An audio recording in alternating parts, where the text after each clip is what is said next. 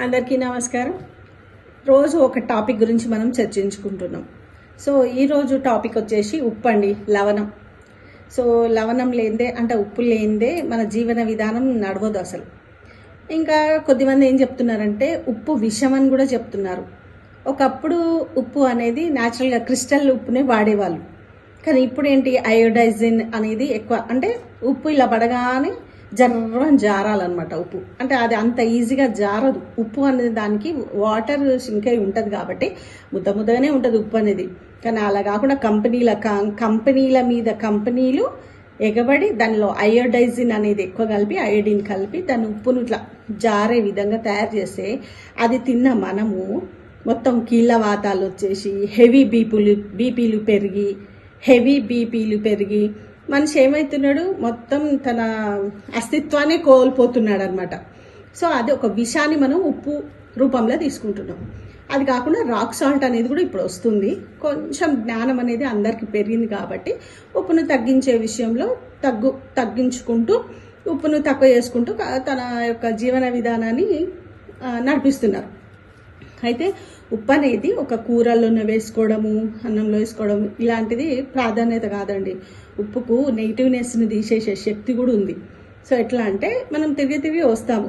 So తిరిగి వచ్చినప్పుడు ఇంట్లోకి ఒకలాంటి గాలి నెగిటివ్ అనేది బాడీకి, అంటే పొల్యూషన్ అవన్నీ పట్టుకొని ఉంటాయి అన్నమాట. సో అది నెగిటివ్ ఇంట్లోకి వచ్చేస్తుంది. దాన్ని ఎట్లా పోగొట్టాలి అని అంటే, మనం రోజు ఇల్లు తుడుస్తాం కదా, మాపింగ్ చేస్తాము.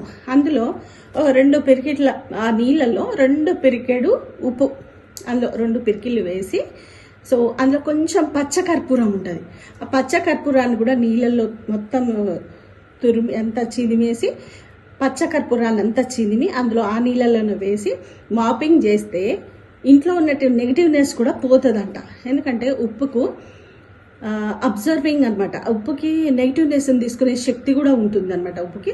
పచ్చకర్పూరం అంటే బ్యాక్టీరియాని చంపేటువంటి శక్తి పచ్చకర్పూరానికి ఉంటుంది అనమాట.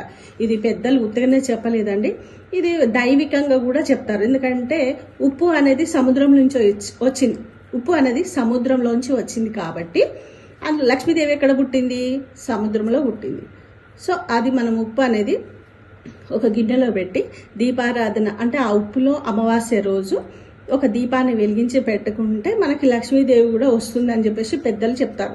నిజానికి ఆ నెగిటివ్నెస్ని, బయట నుంచి వచ్చే నెగిటివ్నెస్ని ఈ ఉప్పు అనేది అంతా అబ్జర్వ్ చేసుకుంటుంది అనమాట. దానివల్ల ఆ భయభక్తులు మనిషికి అలా చెప్తేనే వింటారు కాబట్టి సో అట్లా కూడా చెప్తారనమాట.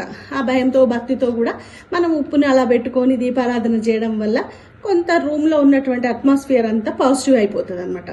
సో స్నానం చేసేటప్పుడు కూడా 2 పిరికిళ్ళ ఉప్పును స్నానం చేసే దాంట్లో తిరిగి వచ్చి అలసిపోయిన వాళ్ళకు కూడా మొత్తం తల నిండా ఇట్లా మొత్తం తలార స్నానం చేయాలి. చేసినప్పుడు ఒక డిఫరెంట్ ఆరా ఫామ్ అవుతుంది అనమాట. అంటే నెగిటివ్నెస్ని ఆ ఉప్పు నీళ్ళు తీసేస్తుంది అనమాట. తీసేసి ఒరిజినల్ ఆరాని మనకు మళ్ళీ పట్టుకొని ఉంటుంది అనమాట.